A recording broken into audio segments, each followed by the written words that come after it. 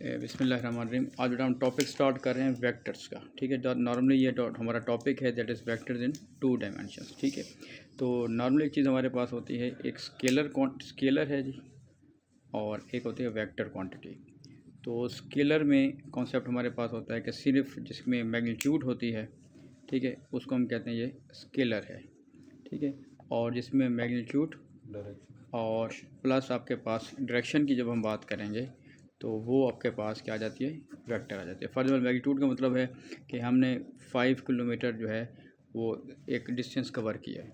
लेकिन अगर हम कहते हैं कि 5 किलोमीटर टू वर्ड्स नॉर्थ, ठीक है, चलो बेटा, टू वर्ड्स नॉर्थ की अगर हम बात करें, ठीक है जी, तो इसका मतलब है कि वो आपका वेक्टर बन जाएगा। ठीक है, अब इसमें हमारे पास जो है बेटा, क्योंकि हमारा टॉपिक वेक्टर्स का है इसलिए हम ज़्यादातर इसको वेक्टर्स को ही फोकस कर रहे हैं। वेक्टर देखिएगा जब हम बात करेंगे तो ये लेट करते हैं, ये ए है और ये बी है, इसके एक डायरेक्शन लाजमी होगी।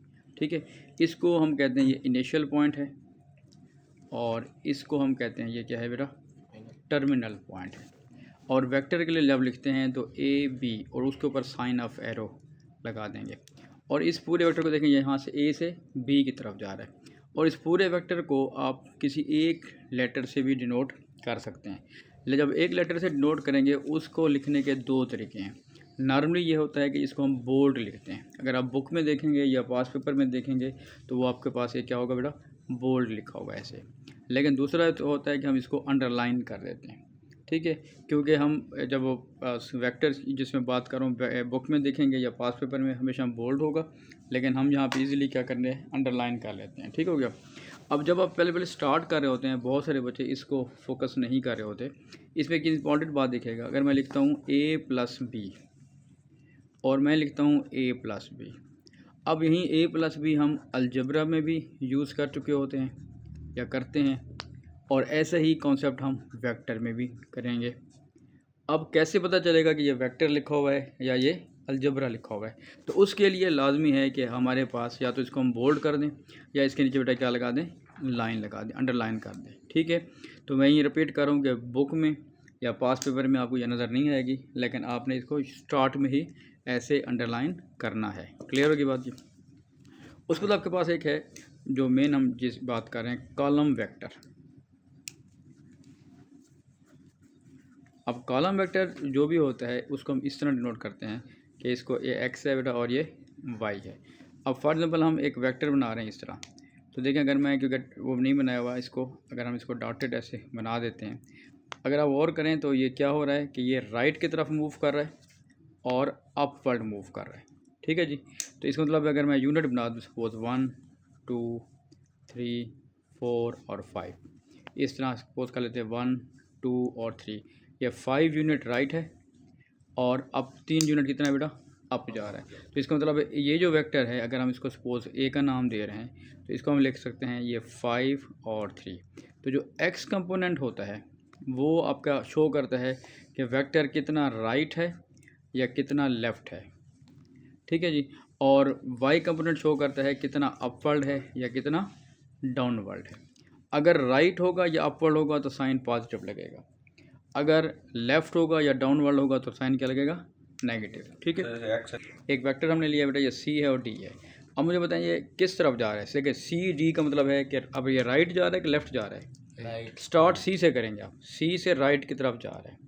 ठीक है, अच्छा अब बताइए डाउनवर्ड आ रहा है कि अपवर्ड जा रहा है, डाउनवर्ड आ रहा है। ठीक है, अगर आपके पास ये ग्रिड पे बना हुआ है, ग्राफ पेपर पे बना हुआ है, तो वहाँ पे जो यूनिट्स बने हुए हैं, बॉक्सेस बने हुए हैं, इनको काउंट करना आसान हो जाएगा। ठीक है, आ रहा है ये वाला, ये एम एन, ये राइट जा रहा है कि लेफ़्ट जा रहा है, लेफ़्ट जा रहा है। ठीक है, आप हाथ के इशारे से भी देख सकते हैं। और ये डाउनवर्ड आ रहा है कि अपवर्ड आ रहा है, डाउनवर्ड है। तो अगर इसको आपने एम एन का हमने नाम दे दिया है, तो लेफ़्ट है तो 3 यूनिट बेटा लेफ़्ट जा रहा है तो नेगेटिव लगाएंगे, और 3 यूनिट्स डाउनवर्ड आ रहा है तो फिर भी नेगेटिव आ गया। अच्छा फर्दर एक वेक्टर बिल्कुल ये यूँ जा रहा है, ठीक है, और इसको मैं नाम दे रहा हूँ सपोज पी का, और इसमें 1 2 ऐसे 4 यूनिट हम बना लेते हैं। अब बताएं पी वेक्टर जो है ये राइट जा रहा है कि लेफ़्ट जा रहा है, ये सर डायरेक्शन को देखना, साइन ऑफ एरो बना हुआ है, राइट जा रहा है। अच्छा इसको यानी 1 2 3 4 यूनिट, यानी 1 2 3 4 यूनिट हो गए, 4 यूनिट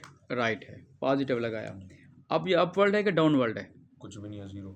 हाँ, ये ना अपवर्ड है ना डाउनवर्ड है, तो दैट विल बी 0। ठीक हो गया। हो रहा है, देखिए ये L है और ये M है। अब L से M की तरफ जा रहा है। पहले तो देखें कितना राइट है कितना लेफ्ट है, 0 ना राइट है ना लेफ्ट है, तो वो आपके पास कंपोनेंट 0 हो गया। अब देखें डाउनवर्ड है -5 तो कितना है जी, ये 5 यूनिट जा रहा है, अगर हमने जैसे बनाया हुआ है तो ये माइनस का 5 हो जाएगा। ठीक हो गया। क्वेश्चन किस तरह का आएगा? इसी तरह आ गया। अब हाँ, अब क्वेश्चन दो तरीके से होता है, या तो आपको डायग्राम बना देगा और कहेगा कि आपने इसको कॉलम वेक्टर के तौर पे लिखना है। दूसरा है कि अगर आपको कॉलम वेक्टर दे देता है, लेट करते हैं आपके पास, उसने दे दिया जी 5 और -3, इसका मतलब क्या होगा, स्टार्ट आपने यहाँ से करना है। अब 5 है, पॉजिटिव है, तो किस तरफ मूव करेंगे, राइट के लेफ्ट? राइट, मतलब 1 यूनिट, 1 2 3 4 5। अगर ग्रिड बना हुआ है तो आसान है हमारे लिए। अब बताएंगे अपवर्ड जाएंगे कि डाउनवर्ड? डाउनवर्ड जाएंगे, 1 2 3। इसका मतलब है कि अब आपने इस पॉइंट को इस पॉइंट से जब मिलाएंगे तो मेन आपका ये जो वेक्टर है, लेट इसको अगर आप कोई भी नाम दे देते हैं ए का, तो इस वेक्टर को हम ए कहेंगे। हाँ जी, बस में आ गया बेटा। तो अब ये दो तरीके से आएगा क्वेश्चन कि अगर आपके पास कॉलम वेक्टर लिखा हुआ है तो वो कहेगा कि आप इसकी डायग्राम बनाएं। अगर डायग्राम बनी हुई है तो उससे आप क्या कर सकते हैं, उसको कॉलम वेक्टर में लिख सकते हैं। अब बेटा देखेंगे, लेट करते हैं, आपके पास एक वेक्टर है एक्स वाई और हमने उसकी मैग्नीट्यूड निकालनी है। मैग्नीट्यूड का मतलब हम कॉन्सेप्ट यूज़ करेंगे लेंथ ऑफ अ वेक्टर। ये होता है मॉडुलस, ठीक है, मॉड या मॉडुलस ऑफ दैट वन। जो मॉडुलस होता है इसे हम कहते हैं कि ये आपके पास नॉन नेगेटिव होता है, ठीक है ना, मॉडुलस फॉर्म। इसका बेटा फॉर्मूला यूँ बनता है कि x square plus Y square. ये भी किसी भी वेक्टर की जब आप मैग्नीट्यूड निकालेंगे उसका ये फार्मूला आपके पास होगा, x square plus Y square. Let करते हैं आपके पास, जैसे ये वाला वेक्टर है, अगर हम इसकी मैग्नीट्यूड निकालने जा रहे हैं तो ये बन जाएगा बेटा 5 स्क्वायर प्लस -3 का स्क्वायर। तो 5 स्क्वायर क्या बन जाएगा बेटा 25 और -3 का स्क्वायर क्या हो जाएगा प्लस का 9। ठीक है जी। तो इसको जब हम ऐड करेंगे तो वो आपके पास क्या आ जाएगा 34 स्क्वायर रूट ऑफ 34, आगे लिख देंगे यूनिट्स बस, क्योंकि इसमें एक लेंथ में सेंटीमीटर किलोमीटर वगैरह नहीं दिया होता, सिंपल आपने ऐसे करना है। ग्रेडियंट ऑफ अ वेक्टर, ठीक है, ये मैं जैसे अभी बात कर रहा था कि ये कम यूज़ हुआ है लेकिन आपने इसको ध्यान में रखना है। लेट आपके पास एक वेक्टर है जिसके कंपोनेंट्स क्या है बेटा एक्स वाई है, तो जस्ट अगर आपने इसका ग्रेडियंट निकालना है, gradient of a vector A, that will be y upon x. बस क्या फॉर्मूला होता है बेटा वाई अपॉन एक्स। लेट करते हैं, जैसे हमने ऊपर एक वेक्टर लिखा हुआ है, तो एक वेक्टर हम लिख रहे हैं, अब्दुलरहमान को वेक्टर बताओ जल्दी से। -3 और 5। अब इसमें जब बच्चे स्टार्ट में कर रहे होते हैं ना, दरमियान में लाइन लगा देते हैं, तो ये ख्याल रखना है, वेक्टर में दरमियान में हमारी लाइंस नहीं लगी हुई। ठीक है जी। अब अगर हमने इसका ग्रेडियंट निकालना है, ग्रेडियंट ऑफ ए, हाँ जी, अब देखें ये बेटा एक्स है और ये क्या है वाई है, तो फॉर्मूला क्या बनेगा वाई ओवर एक्स, मतलब 5/3, लेकिन क्योंकि 3 नेगेटिव में है तो ओवरऑल वो नेगेटिव का एक आंसर आपके पास आ जाएगा। That will be the answer of the gradient of the vector. Y x 0 फिर हाँ, वो फिर आपके पास जो है वो अनडिफाइंड हो जाएगा। ठीक है, तो अगर बिल्कुल सीधी अगर आपके पास एक लाइन जा रही है तो आपको पता है कि इसका जो ग्रेडियंट होता है वो अनडिफाइंड होता है। -3 नहीं तो जी हाँ जी, ये -3 है, या नीचे लिखने के बजाय हमने उसका ओवरऑल जो है वो वैल्यू ही आपके पास क्या बन जाएगी नेगेटिव की बन जाएगी। ठीक है, नेगेटिव चाहे ऊपर हो या नीचे हो, तो इसका मतलब जो पूरी वैल्यू जो होती है वो नेगेटिव की आ जाती है। अच्छा बेटा, ये हमारी जो एक्सरसाइज है 7.7a जो है, ठीक है जी, उसका हमारा क्वेश्चन है यहाँ पे, क्वेश्चन नंबर 5। अब जो हम डिस्कस कर रहे थे इसको देखिएगा, क्वेश्चन है कि express each of the vector in the diagram as a column vector and find its magnitude. यानी दोनों बातें अभी हमने जो डिस्कस की हैं वो यहाँ पे आ रही हैं। लेट करते हैं, मैं यहाँ पे एक पहले तो आप देखेंगे यहाँ पे कुछ वेक्टर्स ऐसे हैं जिसके उसने 2 लेटर्स दिए हुए हैं। ठीक है, अच्छा बेटा देखिए, इसमें 2 कुछ हैं तो उसने 2 लेटर्स दिए हुए हैं। फॉर एग्जांपल हम पहले ए और बी को देख लेते हैं आसान से। देखें, इस तरफ ए से बी की तरफ जा रहे हैं, ठीक है, तो इसको अगर आपने कॉलम वेक्टर बनाना है A to B, तो सबसे पहले देखें कि इसकी अगर हम एक ट्राइंगल बना देते हैं आसान करने के लिए। ठीक है, खुद ही हम एक ट्राइंगल बना दें। जब हम ट्राइंगल बनाएंगे जो है A to B, राइट जा रहा है कि लेफ्ट जा रहा है, लेफ्ट जा रहा है, साइन ऑफ एरो को देखना है आपने। अब कितने यूनिट लेफ्ट जा रहा है काउंट कर लें, 1 2 3 4, तो इसका मतलब है ये -4 हो गया बेटा। ठीक हो गया। अब आप देखें ये जो A to B अपवर्ड है कि डाउनवर्ड है?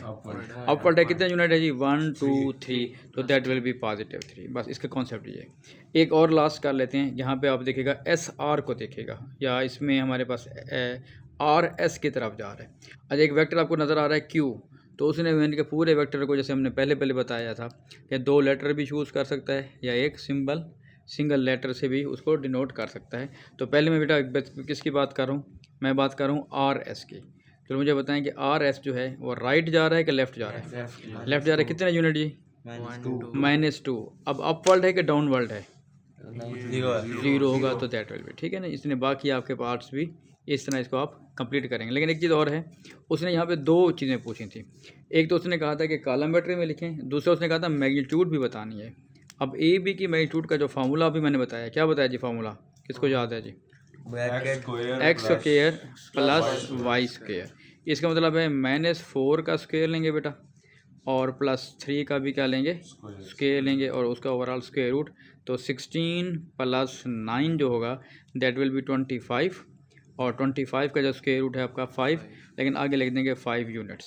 सबका निकालना है? हाँ, सबका, क्योंकि उसने क्वेश्चन में कहा हुआ है कि आपने इनके जो है ना वो कॉलम वेक्टर भी लिखने हैं और अपने मैग्नीट्यूड भी लिखने हैं। अब आर एस का है बेटा, ये पेपर 1 में नॉर्मली सवाल आता है, ठीक पूरा करना है इसको। हाँ, जहाँ तक वो पूछ रहा है जी। आर एस का होगा बेटा -2 का स्क्वायर और प्लस वैसे 0 का स्क्वायर। ज़ाहिर 0 का स्क्वायर तो वैसे 0 ही होता है, तो 2 का स्क्वायर 4 हो जाएगा, फिर 4 का स्क्वायर वैसे वो दोबारा ही 2 यूनिट ही आ जाएगा।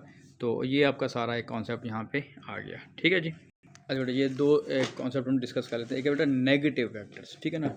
अब नेगेटिव वेक्टर्स या इसको आप अपोजिट वेक्टर भी कह सकते हैं, कि एक तो पहली बात है कि सेम मैग्नीट्यूड उसमें होगी but in opposite in direction, यानी कि जो डायरेक्शन होगी वो क्या होगी? अपोजिट होगी। लेट करते हैं आपके पास एक वेक्टर है, इसको हम ये ए का नाम दे रहे हैं, और उसी की मैग्नीट्यूड का एक और वेक्टर है फॉर एग्जांपल, ठीक है।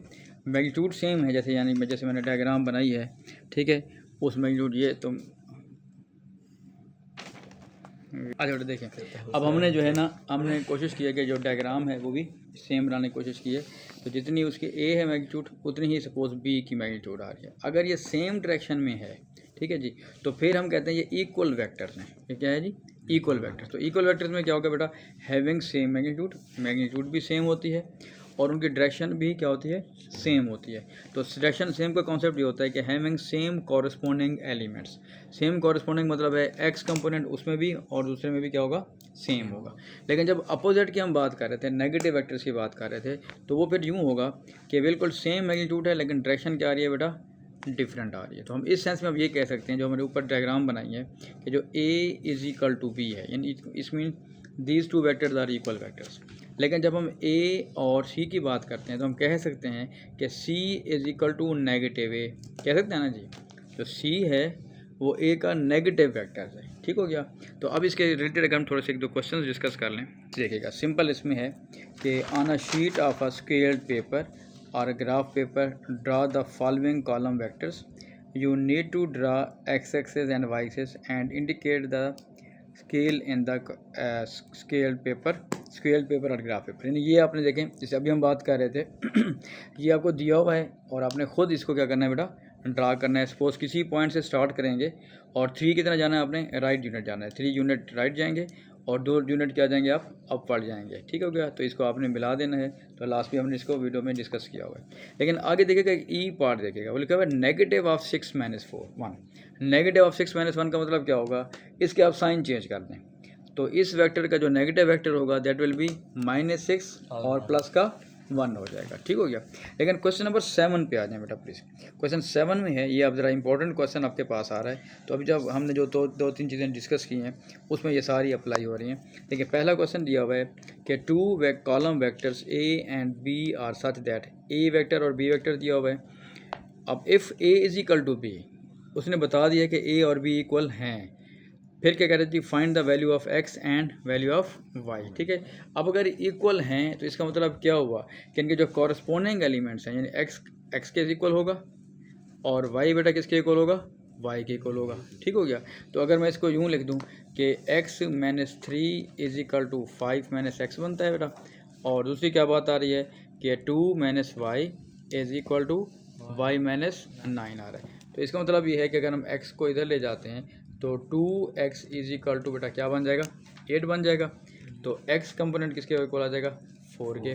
इसी तरह अगर हम y को इधर ले जाते हैं, ये नेगेटिव है पॉजिटिव हो जाएगा, इसको इधर ले जाते हैं बेटा क्या हो जाएगा 2y इज इक्वल टू 11 या y इज इक्वल टू 11/2 या 5.5 भी लिख सकते हैं। तो इसका मतलब है जो वेक्टर आपके पास बन रहा है 4 और 11/2 जो है वो आपके पास एक वेक्टर आ जाएगा। ठीक है, मल्टीप्लाई होगा तो 9 नहीं ये 9 जब उधर जाएगा तो 11 हो जाएगा। -2 ये 2 है ना जी, 2 यहाँ नहीं आ गया फिर प्लस में। हम इसको यूँ कर गए हैं, y को इधर लिखा है, इस टाइप में पूरा शो कर देता हूँ, 2 हो गया, -9 जब इधर आएगा तो बेटा क्या बन जाएगा प्लस का 9। तो ये y पहले से था यहाँ पे, तो -y उधर जाएगा तो क्या हो जाएगा प्लस का 5 हो जाएगा। तो अब 9 + 2 दैट विल बी 11 और ये बन जाएगा 2y। तो 2 से जब डिवाइड करेंगे तो 11/2 आ जाएगा जी। ठीक है, आज बेटा ये क्वेश्चन जो है ना आगे जो है वो आपने एज असाइनमेंट ले रहे हैं, मैं इसको थोड़ा सा एक्सप्लेन कर देता हूँ। पहला पार्ट हमारा हो गया कि आपने x और y की बेटा वैल्यू निकाल ली है। उसके बाद उसका सेकंड पार्ट है write down the negative of a as a column vector. ठीक है, तो आपने x की वैल्यू और y की वैल्यू पुट कर देनी है। नेगेटिव का मतलब क्या होगा कि जो वैल्यू आ रही है उसका आपने साइन क्या कर देना है चेंज कर देंगे, that will be the negative. अब वो कहते हैं इफ़ a सॉरी यहाँ पे बल्कि थर्ड पार्ट है, show that the magnitude of a as well as the magnitude of b is equal to square root of 53/4। तो मैग्नीट्यूड ऑफ a कैसे निकालेंगे जी, किसी भी वेक्टर की मैग्नीट्यूड आप कैसे निकालते हैं, फार्मूला क्या होता है उसका x² + y²। ठीक है, आपने x की वैल्यू भी आ गई, y की वैल्यू भी आ गई, क्लियर। अब सेकंड पार्ट दिखेगा, अब वो कहते हैं if a magnitude is equal to b express y in terms of x। अब यहाँ पे एक इंपॉर्टेंट बात क्या है कि अब आपने यूँ समझ जो फर्स्ट पार्ट में हमने x और y की वैल्यू निकाली है ना वो आपने पुट नहीं करनी। सेकंड पार्ट में आपने x और y की वैल्यू पुट नहीं करनी, x को और y को वैसे रहने देना है। फॉर एग्जांपल देखें हमारे पास जो वेक्टर a आ रहा है बेटा वो क्या आ रहा है यहाँ पे x - 3 और y की वैल्यू हमारे पास आ रही है जी 2 - y। तो इसका मतलब है जब आपने इसकी मैग्नीट्यूड निकालनी है तो आपने क्या कर देना है x - 3 का स्क्वायर प्लस 2 - y का स्क्वायर और इसका स्क्वायर रूट, यानी आपने x in terms of x and y करना है। जब इसका स्क्वायर लेंगे तो ये स्क्वायर बन जाएगा बेटा, a - b का स्क्वायर आप लोगों ने पढ़ा हुआ है a² + b² - 2ab, तो ये x हो जाएगा। इसको करेंगे तो a² + b² माइनस का 2ab, तो ये 4y हो जाएगा। और जब हम इसको सिंपलीफाई करेंगे x² हो गया बेटा, माइनस का ये 6x है, प्लस का y² हो गया, माइनस का 4y है। 9 + 4 कितना बन गया बेटा आपका 13 है।